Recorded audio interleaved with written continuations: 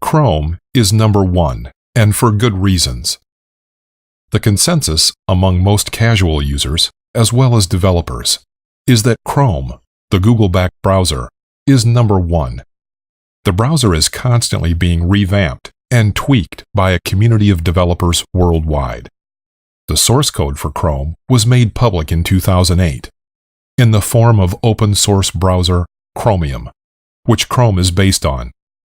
Here are just a few benefits of running Chrome.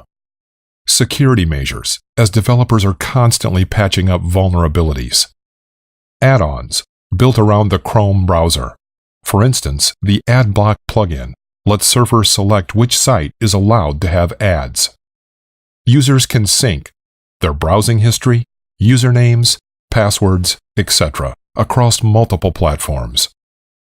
Chrome users still need to consider what other tools will complement the browser, so that surfing the internet becomes as secure as possible.